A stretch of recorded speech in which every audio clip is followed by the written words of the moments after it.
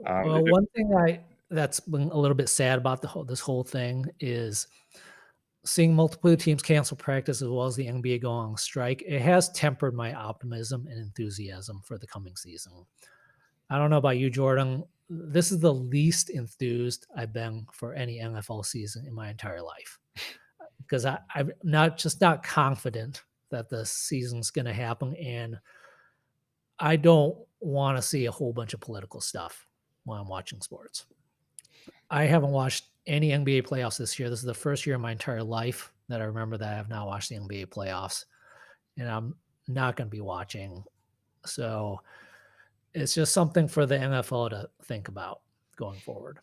Yeah, again, I agree with you.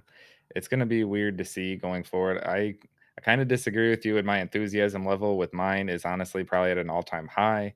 Not only because we're doing Nice. this podcast and this is the first year with the season, but also because of all of this, not just with the politics, but the COVID and all of this stuff. I'm really interested to see how the season's going to go on. And I guess, like you said, I'm not really sure on my optimistic level on how sure I am that the season's going to go on without any pauses or interruptions or anything like that. I'm not 100% sure on that, but I guess in terms of just my enthusiasm for the season, I'm really excited to see how everything's going to go. And again, like you said, we've mentioned in previous episodes when we were talking about players opting out, it's going to be interesting to see if again, if there starts to become some type of outbreak with COVID, if more players tend to opt out and halfway, midway through the season, how that's going to affect playoff runs. Like this season is just unlike any other season we've ever seen before.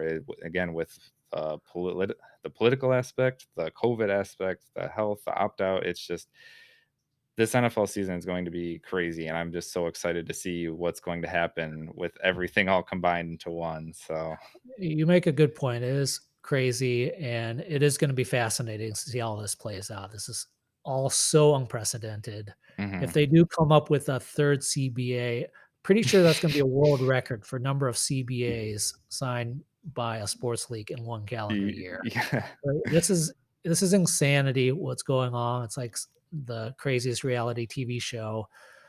But a lot of the issues are so serious and Mhm. so depressing and so negative. That's what sports, we usually watch it to have fun.